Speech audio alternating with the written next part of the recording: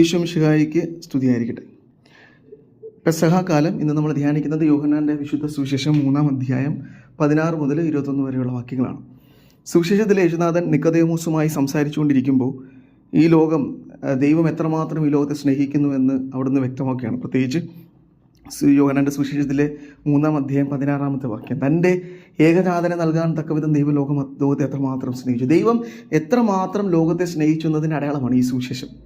അതായത് ഏകജാതനെ മരണത്തിന് വിട്ടുകൊടുക്കാൻ തക്ക വിധം അവിടുന്ന് സ്നേഹിച്ചു. ഈ സ്നേഹത്തിൻ്റെ ഒരു പ്രത്യേകത, ഇത് നമ്മൾ ആദ്യകാലങ്ങളിൽ തിരുവചനങ്ങളിൽ കാണുന്നത് പോലെ പ്രവാചകന്മാർ വഴി അവിടുന്ന് സംസാരിക്കുന്നുണ്ട്. അവിടുത്തെ സ്നേഹത്തെക്കുറിച്ച് നമ്മൾ ഒത്തിരിയധികം പ്രവൃത്തികളെക്കുറിച്ച് കാണുന്നുണ്ട്. ദൈവം ഒരിക്കലും വചനത്തിലൂടെ മാത്രമല്ല, അതായത് ഈ വാക്കുകളിലൂടെ മാത്രമല്ല സ്നേഹത്തെ പ്രകടമാക്കിയത്. തിരുവചനങ്ങളിൽ നമുക്ക് പലപ്പോഴും കാണാൻ പറ്റും അവിടുന്ന് ഒത്തിരിയധികം പ്രവൃത്തികളിലൂടെയാണ് സ്നേഹം പ്രകടമാക്കിയത്. ഈ ഇസ്രായേലിനെ വലിയ ശക്തമായ കാര്യങ്ങളിലൂടെ അടിമത്തത്തിൽ നിന്ന് മോചിപ്പിച്ചതൊക്കെ നമ്മൾ കാണുന്നുണ്ട്. അപ്പോൾ പ്രവൃത്തികൾ കാണുന്നുണ്ട്. ഇവിടെ എല്ലാ പ്രവൃത്തിയുടെ ഏറ്റവും മഹത്തായ ഒരു പ്രവൃത്തി ദൈവം ഈ ലോകത്തോട് കാണിക്കുന്നുണ്ട്. അത് തൻ്റെ ഏകജാതനെ നൽകി എന്നുള്ളതാണ്. ആ നൽകി എന്നുള്ള പ്രവൃത്തി എത്രമാത്രം ദൈവം ലോകത്തെ സ്നേഹിക്കുന്നതിൻ്റെ അടയാളമാണ്. അപ്പം ഞാൻ എത്രമാത്രം സ്നേഹിക്കപ്പെടുന്നു എന്ന് ഇന്ന് ഈ സുവിശേഷം എനിക്ക് മുമ്പിൽ വെളിപ്പെടുത്തിയാണ്. തൻ്റെ ഏകജാതനെ എന്ന വണ്ണം അവിടെ നിന്ന് എന്നെയും സ്നേഹിക്കുന്നുണ്ട്. അതുകൊണ്ടാണ് എനിക്ക് വേണ്ടി ഏകജാതനെ നൽകാൻ അവിടുന്ന് മനസ്സായത്. ഇന്ന് ഈ ലോകത്തിൽ ആത്മഹത്യ പെരുകുന്ന ഒരു കാലഘട്ടത്തിലാണ് നമ്മൾ.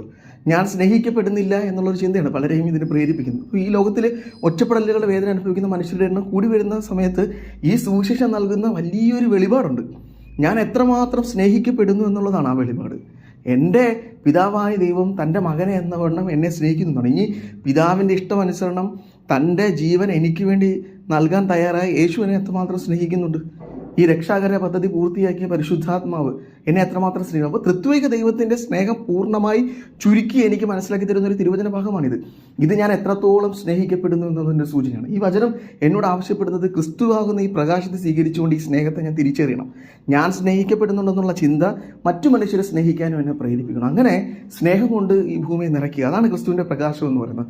ആ പ്രകാശം കൊണ്ട് ഈ ഭൂമിയെ നിറയ്ക്കുക എന്നുള്ളൊരു വിളിയാണ് ഈ തിരുവചനം നമുക്ക് നൽകുന്നത്. അപ്പോൾ ഞാൻ സ്നേഹിക്കപ്പെടുന്നുള്ള ബോധ്യം എനിക്കുണ്ടാവട്ടെ. ഞാൻ ഒറ്റപ്പെട്ട മനുഷ്യനൊന്നുമല്ല, ഞാൻ എപ്പോഴും സ്നേഹിക്കപ്പെടുന്നൊരു മനുഷ്യനാണ്. ഈ സ്നേഹം എനിക്ക് മറ്റുള്ളവർക്ക് നൽകാനും കഴിയണം. ഈ ഒരു അനുഗ്രഹത്തിന് വേണ്ടി നമുക്ക് പ്രാർത്ഥിക്കാം. യേശുനാഥൻ അതിന് നമ്മെ സഹായിക്കട്ടെ. ആമേൻ.